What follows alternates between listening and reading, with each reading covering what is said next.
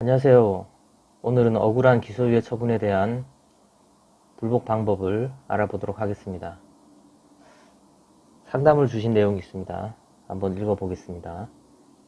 저는 기획부동산에서가 시골에 토지 구입을 위해 2천만원을 편취당했습니다.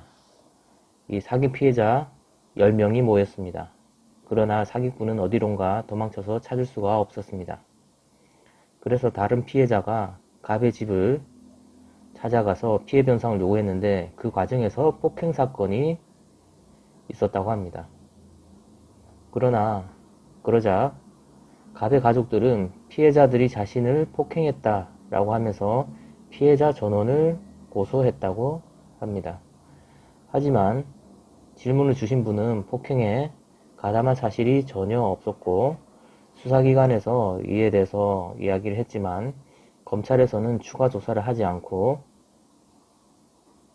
혐의가 인정되나 동기에 참작할 만한 사정이 있다고 하면서 기소유예 처분을 내렸다라고 합니다.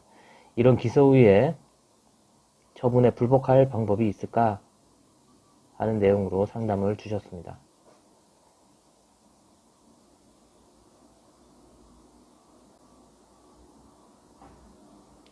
답변을 드리면 기소유예 처분도 결국 공소를 제기하지 않는 처분이라는 점에서 혐의 없음 처분과 다르지 않습니다.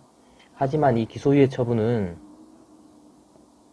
일단 범죄 혐의를 인정을 하고 공소를 제기하여 처벌하는 것이 가능함에도 재반 사정을 고려해서 공소 제기하지 않는다라고 하는 점에서 혐의 없음 처분과는 질적으로 다르다 할 것입니다.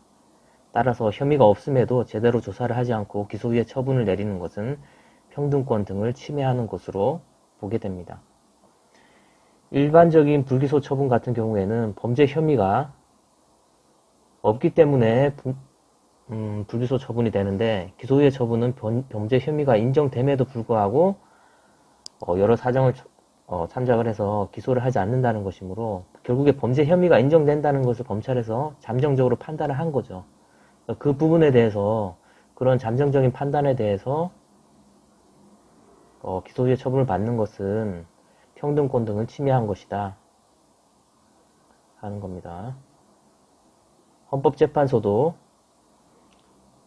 여기 오타입니다. 청구인에 대한 혐의 없음 처분을 하여야 할 것임에도 검사가 명백한 증거자료 없이 청구인에 대한 혐의를 인정한 후 청구인에 대하여 불기소 처분을 한 것은 헌법상 기본권인 평등권,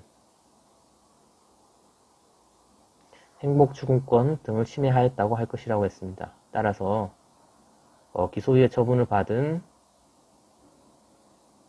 피해자는 헌법소원을 통해서 권리구제를 받을 수가 있다라고 하는 겁니다. 물론 실질적으로 헌법소원 청구를 한 다음에 그것이 인용이 되느냐 하는 문제는 별개의 문제가 되겠죠. 실제 사건을 들여다봤을 때 헌법재판소가 보기에 혐의 없음 처분을 하여야 할 사건인데도 기소유예 처분을 하였다라고 하는 것이 인정되는 경우에 헌법소원을 인용해 줄 수 있을 것입니다.